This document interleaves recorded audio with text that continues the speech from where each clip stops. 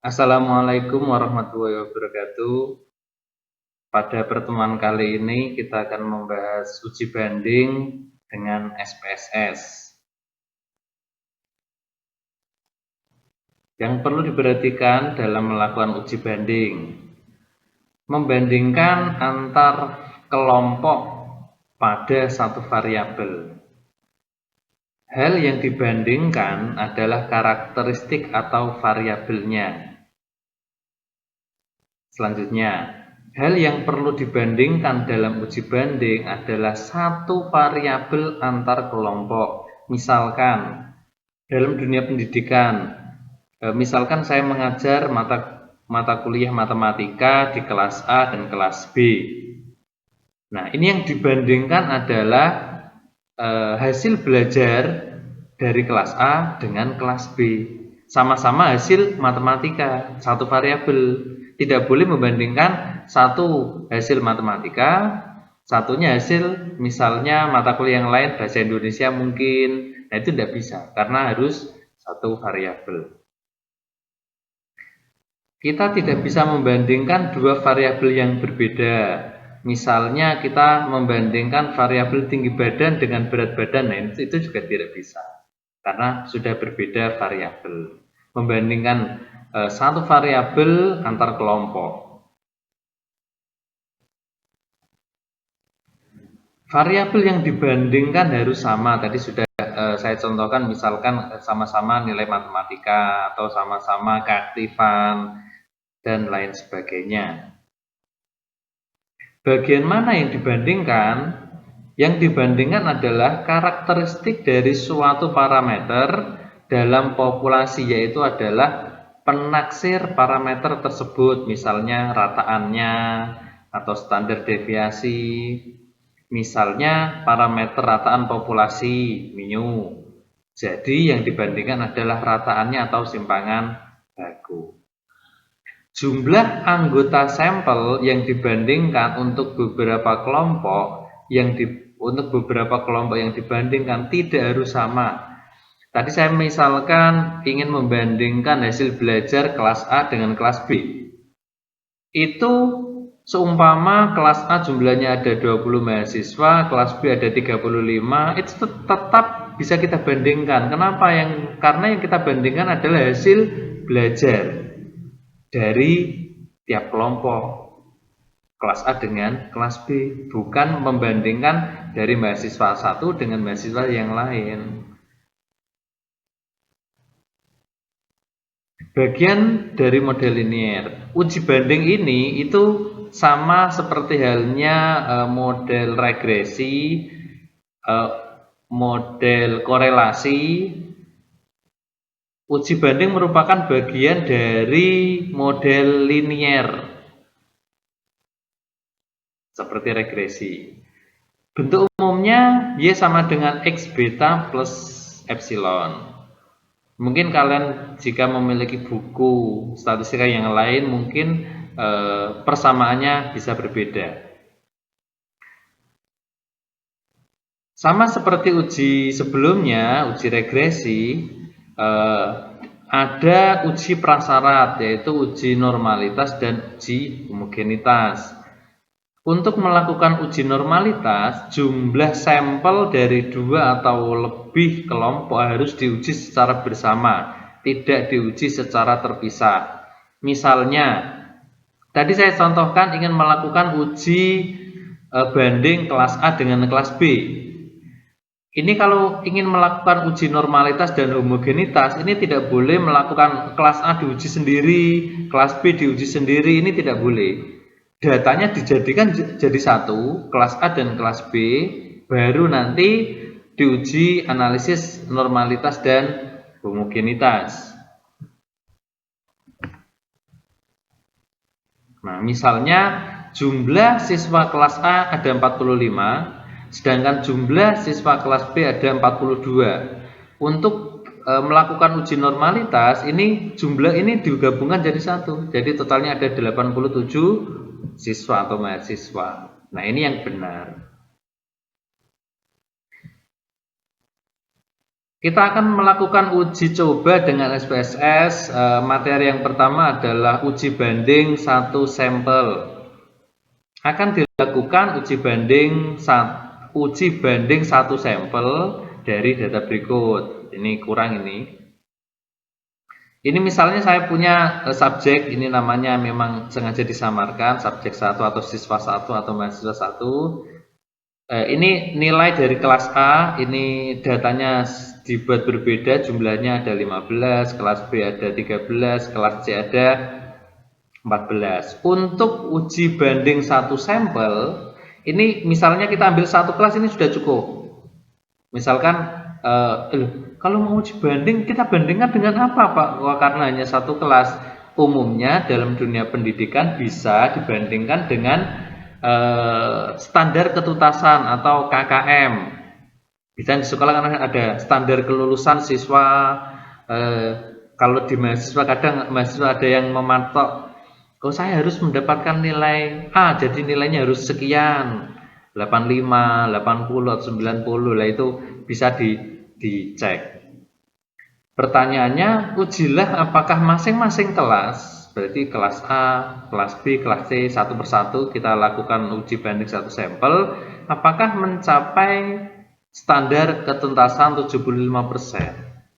Nah, caranya bagaimana?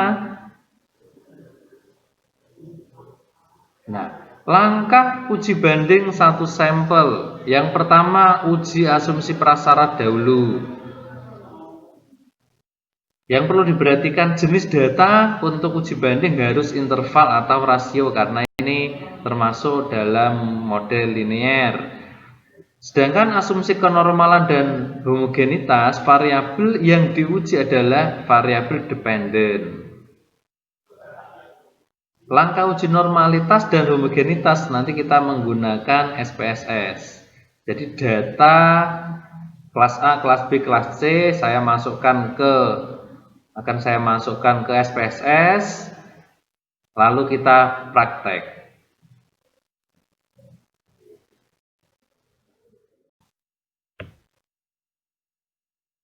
Selanjutnya setelah data saya masukkan ke SPSS, ini untuk yang input data, ini namanya masih var 001, var 02, ini akan saya ganti menjadi kelas A, kelas B, kelas C.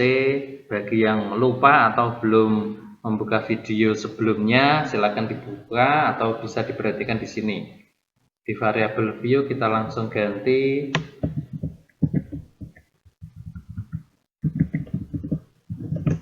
kelas A, yang ini kelas B, ini kelas C. Kita kembali ke data view. Di sini sudah otomatis berubah. Langkah apa yang perlu kita lakukan untuk uji normalitas? Ini sudah saya ulangi berkali-kali. Masukkan variabel Y secara vertikal, ini sudah. Klik variabel view dan ubah nama variabel juga sudah. Pilih analyze descriptive statistic dan explore. Pilih analyze di sini. Pilih descriptive statistik dan export di sini. Analyze, descriptive statistik dan explore. Kita klik, nanti tampilannya akan seperti ini. Apa yang perlu kita ubah karena ini kita ingin melakukan analisis uji banding satu sampel, berarti cukup satu dulu. Kita uji satu per satu. Untuk contoh kali ini kita akan menguji untuk yang kelas A saja. Selanjutnya masukkan variabel dependent Y ke kotak dependent list. Bagi yang belum bisa, ini saya kembalikan. Kita pilih saja, kita masukkan tanda anak panah. Pada kotak display kita pilih plot, ini kita pilih plot. Pada bagian kanan kita pilih plot. Menu normality plot with test ini kita centang karena ini yang paling penting, nanti ada nilai signifikannya. klik continue, klik OK, otomatis outputnya akan langsung keluar.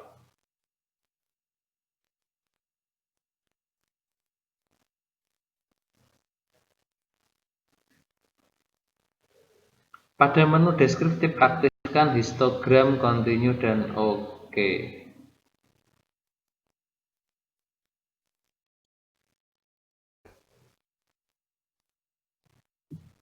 Ini outputnya sudah muncul. Yang paling penting yang perlu diperhatikan ini adalah test of normality. Karena di sini kita bisa langsung lihat nilai signifikan dari Kolmogorov-Smirnov 0,200 artinya 20%, bisa disimpulkan bahwa data untuk kelas A cenderung berdistribusi normal. Namun di sini di Instagramnya belum muncul. Di Ggplot ini juga cenderung dekat dengan garis lurus. Nah, jadi jika mahasiswa semua sudah pernah mengikuti video saya sebelumnya menentukan kenormalan suatu data, itu pasti sudah bisa langsung membaca, bisa langsung menyimpulkan. Namun nanti tetap di akhir video akan saya tulis secara rapi bagaimana membuat laporan uji banding dari awal sampai akhir. Di sini belum muncul histogramnya, kita kembali ke SPSS dulu. Ini catatannya. Nah, pada menu deskriptif, jadi kita ulangi lagi tadi analyze, statistik, explore. Nah, ini yang kita belum klik tadi. Pada deskriptif kita belum klik histogram. Boleh kita continue, ulangi lagi. Oke. Lupa nanti kan outputnya ada dua, tidak apa-apa. Hasilnya saya yakin sama. Nah, ini histogramnya.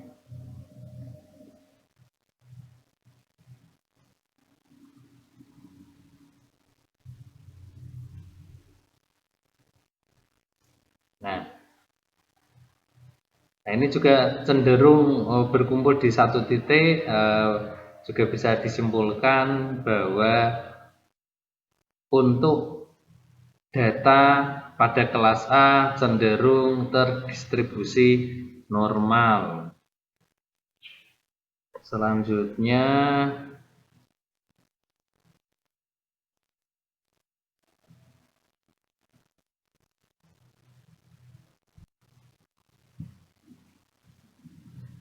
karena data kelas B dan kelas C sudah saya masukkan, jadi alangkah baiknya kita sekalian cari uji normalitas dari masing-masing kelas B dan kelas C. Kelas A tadi outputnya sudah muncul dan secara langsung bisa kita simpulkan dari nilai signifikan bisa terdistribusi normal. Untuk kelas B dan C bagaimana? Mari kita coba.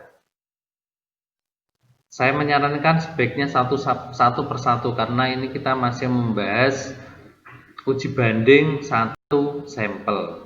Kalau kita nanti membandingkan kelas A dan kelas B, uji banding dua sampel, dan nanti datanya digabung. Karena ini satu sampel, cukup satu kelas. Kita klik analyze. Ini tadi deskriptif statistik. Pilih explore, ini yang kelas A kita keluarkan, ganti kelas B. Karena tadi sudah kita setting displaynya milih plot, di plot juga normality plot with test, histogram juga sudah kita pilih, kita aktifkan. Saya yakin pengaturannya masih sama. Kita klik OK, akan muncul output yang untuk kelas B.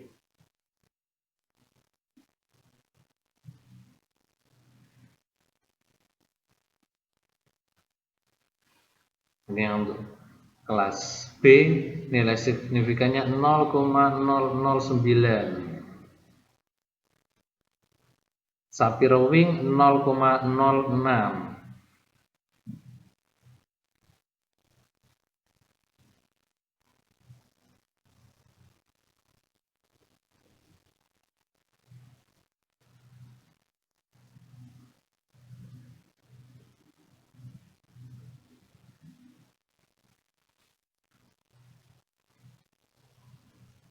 Nah, jika kita melihat sekilas dari test of normality dari Kolmogorov-Smirnov, nilai signifikannya adalah 0,009. Jika kita melihat hasil dari test of normality, nilai signifikan dari kelas B adalah 0,009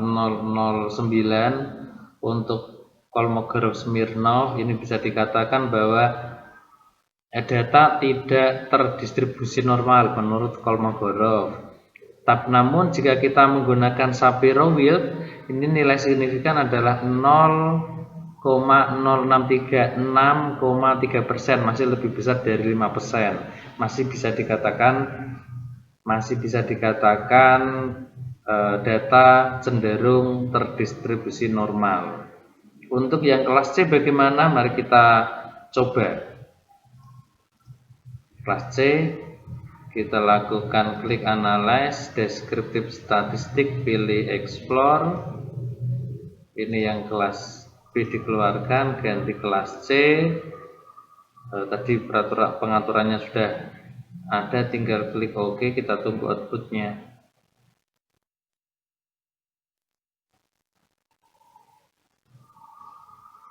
Untuk kelas C, nilai signifikan test of normality, nilai signifikannya 0,200 atau 20%, Shapiro-Wilk juga 0,756-75,6%. Nah, ini menunjukkan data dari keduanya terdistribusi normal. Jadi untuk kelas A dan kelas C masing-masing terdistribusi normal. Namun untuk kelas B, jika kita ingin melanjutkan contoh ini ke uji selanjutnya, kita bisa menggunakan milik Shapiro-Wilk karena 0,063%. Ini untuk uji normalitas data masing-masing kelas, baik kelas A, kelas B, dan kelas C. Uji selanjutnya adalah uji homogenitas. Kita bisa lakukan langkahnya. Apa yang perlu dilakukan? Masukkan variabel Y sudah, karena data sudah ada. Pilih analyze, descriptive statistik, pilih frekuensi, lalu tekan statistik.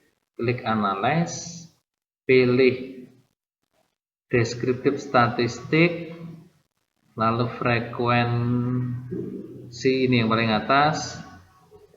Kita coba perbesar. Nah, ini mungkin jika Anda menggunakan SPSS versi yang lain, di sini saya menggunakan versi 16, mungkin tampilannya sedikit berbeda. Jadi nanti saya harap bisa menyesuaikan.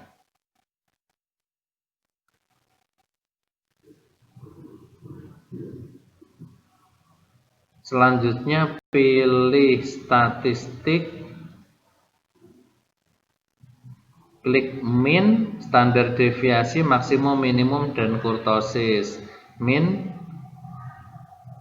standar deviasi, minimum, maksimum, dan kurtosis. Jadi ini khususnya di kurtosis ini yang untuk menentukan data terdistribusi normal atau tidak. Oke, kita pilih kelas A terlebih dahulu.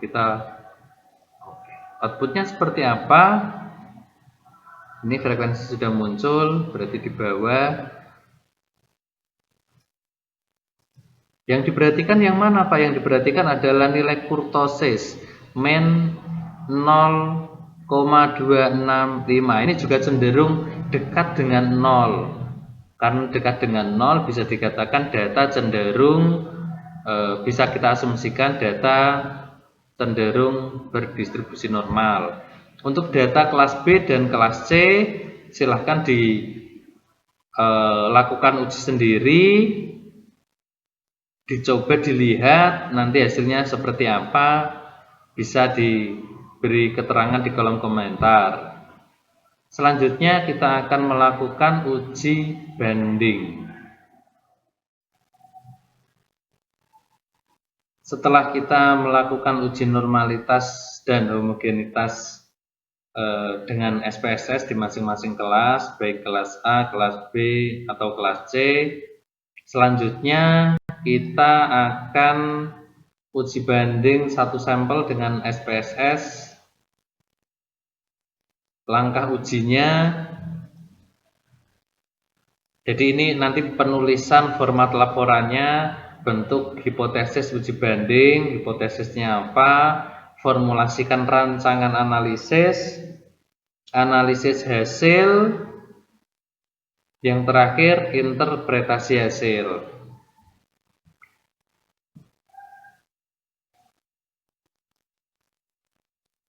Langkah uji banding kita menggunakan SPSS, melakukan uji dengan SPSS. Mari kita ke halaman SPSS. Nah, ini kelas A, kelas B, kelas C sudah ada, sudah saya masukkan. Jadi seumpama kalian datanya masih mentah dan belum, langkah 1 dan 2 belum dilakukan, silahkan dilakukan. Kita langsung ke langkah ketiga. Kita pilih analyze, pilih compare mean, pilih one sample di test. Kita cari di sini. Di alam analyze, compare mean, kita cari di sini compare mean, kita cari one sample di test. Karena hanya perbandingan satu sampel, misalnya kelas A kita bandingkan dengan angka 70. Coba kita perbesar. Analyze, compare mean, one sample di test. Kita lihat dulu pertanyaannya.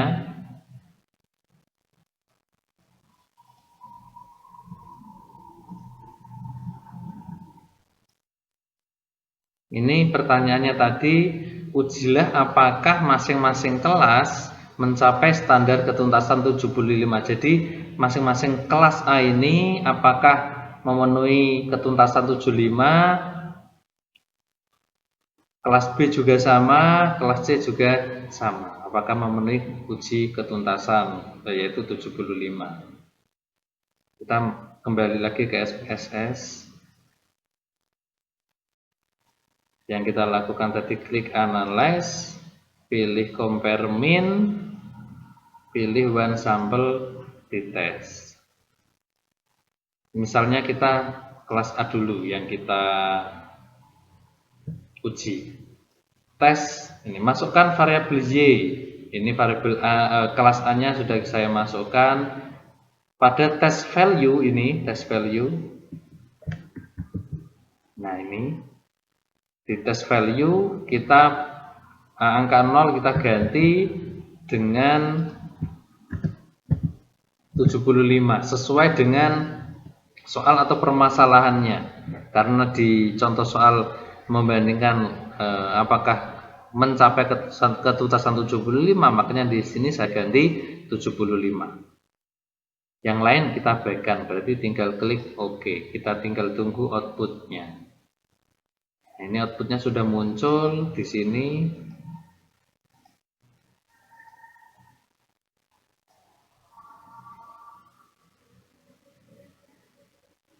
Kita lanjutkan yang untuk kelas B juga. Kita pilih analyze, pilih compare mean, pilih one sample di test. Yang kelas A kita keluarkan, kita diganti dengan kelas B. Ini masih 75, ini ketutup. Pilih OK. Outputnya juga sudah keluar. Nanti cara membacanya, cara menyimpulkannya bagaimana? Nanti kita dari output ini kita tulis rapi hasilnya seperti biasa di contoh penulisan laporan pengujian. Kelas C kita belum, mari kita uji yang untuk kelas C sekalian. Pilih ini, analyze, compare mean, one sample di test. Yang kelas B kita ganti dengan kelas C, abaikan yang lain. Oke.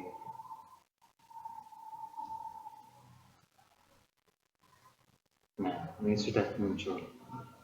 Nanti ini kita copy, kita simpulkan hasilnya apakah mencapai ketuntasan atau tidak. Kita pindahkan ke Word. Selanjutnya, setelah output kita dapatkan, mari kita tulis laporan uji banding satu variabel. Di sini saya sudah membuka MS Word, sudah saya susun yang rapi. Ini misal contoh penulisan laporan uji banding satu variabel. Judulnya kurang lebih di materi kita adalah apakah masing-masing dari kelas, baik kelas A, kelas B, kelas C, mencapai standar ketuntasan 75. Ini datanya. Uji hipotesis analisis uji banding satu sampel. Langkah yang pertama uji prasyarat. Jadi masing-masing kelas, baik kelas A, kelas B, dan kelas C kita tes normalitasnya. Ini output dari kelas A.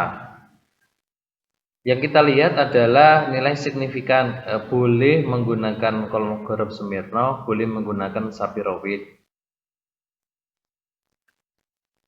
Ini tabel test of normality dari kelas B. Ini tabel hasil test of normality dari kelas C. Hipotesis untuk normalitas H0 variabel dependen terdistribusi normal, H1-nya variabel dependen berdistribusi tidak normal. Interpretasi kenormalan suatu data. Dari output test of normality di atas, baik kelas A, kelas B, kelas C, di sini sudah saya tulis dengan rapi. Nilai signifikan kelas A ini 0,200 sama dengan 20%, lebih dari 5%, artinya H0 diterima. Bisa disimpulkan bahwa variabel hasil belajar di kelas A berdistribusi normal. Sedangkan untuk kelas B, ini yang saya bahas adalah output test of normality uji Kolmogorov-Smirnov.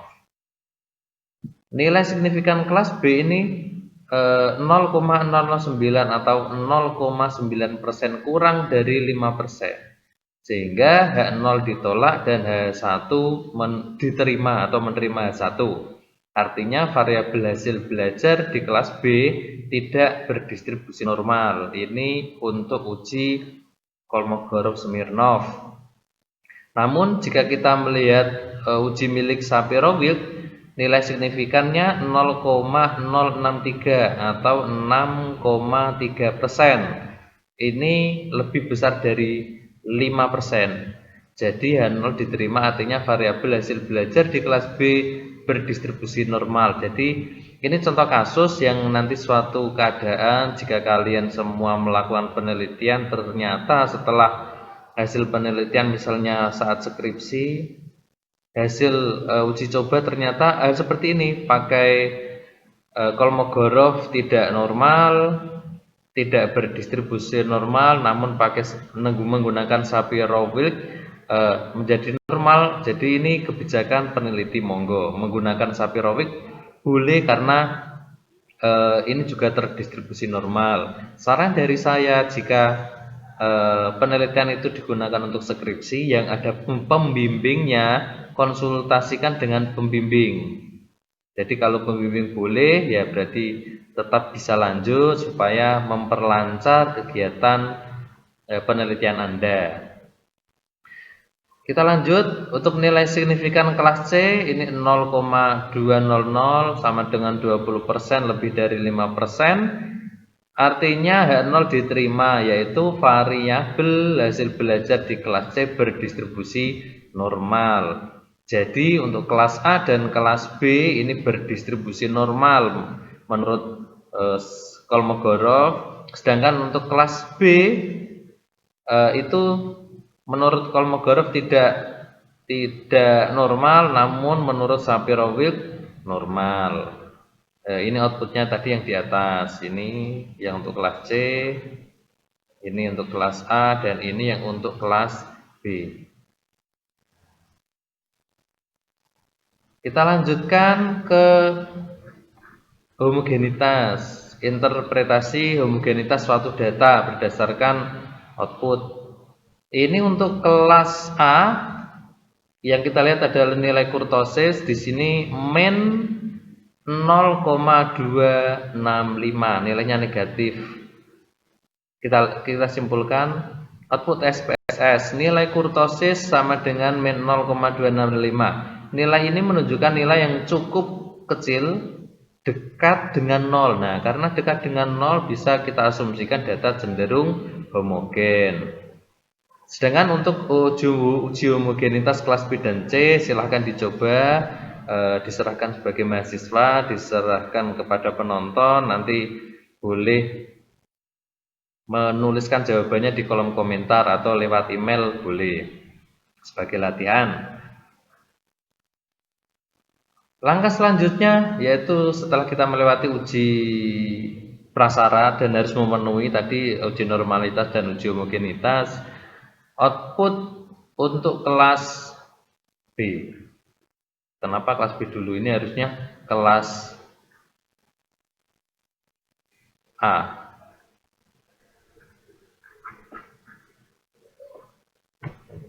Ini salah, harusnya langsung seperti ini. Langkah 2, uji banding satu sampel, hipotesisnya H0 sama dengan mu sama dengan 75. Karena di contoh kita nilai ketuntasannya 75. H1-nya mu tidak sama dengan 75. Formulasi rancangan analisis, tentukan uji dua pihak dengan taraf signifikan 5%. Analisis, nah ini harusnya analisis seperti ini. Analisis hasil output SPSS untuk kelas A. Ini yang one sample statistiknya, minnya berapa. Nanti ini yang digunakan untuk menentukan kesimpulan juga bisa. One sample t-test yang kita lihat adalah nilai signifikan dari dua arah. Nilainya 0,000. Pada output di atas terlihat nilai signifikan sama dengan 0,00 atau 0%. Ini kurang dari 5%, berarti H0 ditolak dan menerima H1. Jadi rataan hasil belajar siswa kelas A tidak sama dengan 75. Tidak sama. Loh, kenapa lah? Karena dia kurang dari 5%, H0 ditolak. Ini untuk yang kelas A. Kesimpulannya nanti di bawah. Output untuk kelas B. Ini yang one sample statistiknya, minnya 82 sekian. One sample testnya di sini nilai signifikan. Pada output di atas terlihat nilai signifikan sama dengan 0,001 sama dengan 0,1%. Ini kasusnya juga sama seperti kelas A, bahwa nilai signifikan kurang dari 5%, berarti H0 ditolak dan H1 dan menerima H1. Jadi rataan hasil belajar siswa kelas B tidak sama dengan 75. Jadi kelas A itu tidak sama dengan 75 rataannya di sini 65 sekian, sedangkan kelas B juga sama, tidak sama dan rataannya 82, sekian, lebih tinggi. Nanti kesimpulannya bagaimana kita lihat nanti di bawah. Output SPSS untuk kelas C. Minnya rataannya 76, sekian, ini sekitaran 75. Nilai signifikan dari dua arah. Pada output di atas terlihat nilai signifikan 0,150, artinya 15%, dan ini harusnya lebih ya. Lebih besar dari 5%, berarti H0 diterima. Jadi rataan hasil belajar siswa kelas C sama dengan 75. Jadi yang kelas C sama dengan 75, kelas A dan kelas B tidak sama dengan 75. Kita simpulkan. Interpretasi hasil untuk kelas A.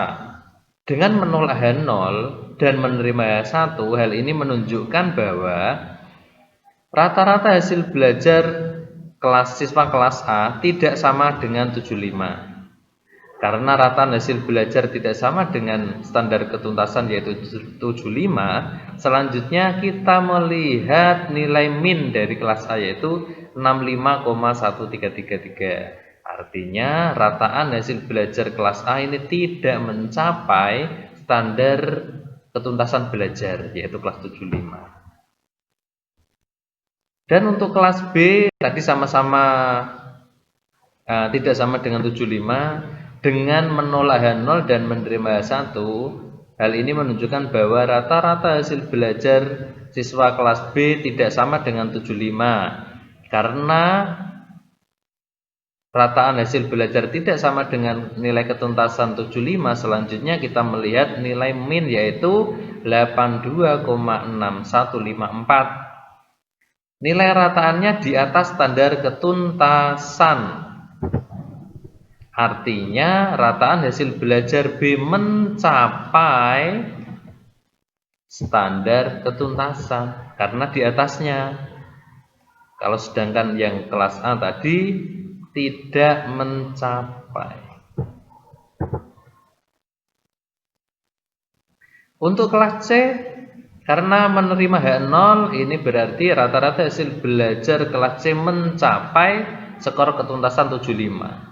Sudah langsung bisa disimpulkan, artinya rataan hasil belajar siswa kelas C mencapai standar ketuntasan 75 karena langsung.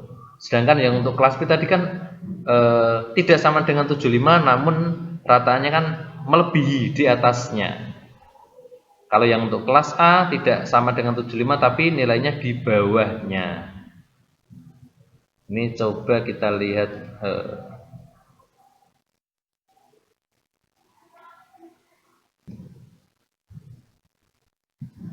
ini format penulisan uji banding versi saya, mulai dari judul yang kita uji, data, langkah uji prasyarat, outputnya, kesimpulan,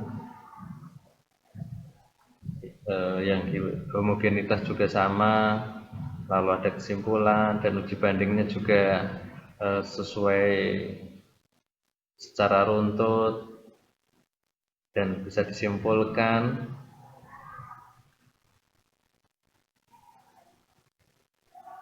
Dan selesai. Jika ada masukan, silahkan tulis di kolom komentar atau lewat email atau lewat di WA. Terima kasih, semoga video ini ada manfaatnya. Sampai jumpa di video selanjutnya. Assalamualaikum warahmatullahi wabarakatuh.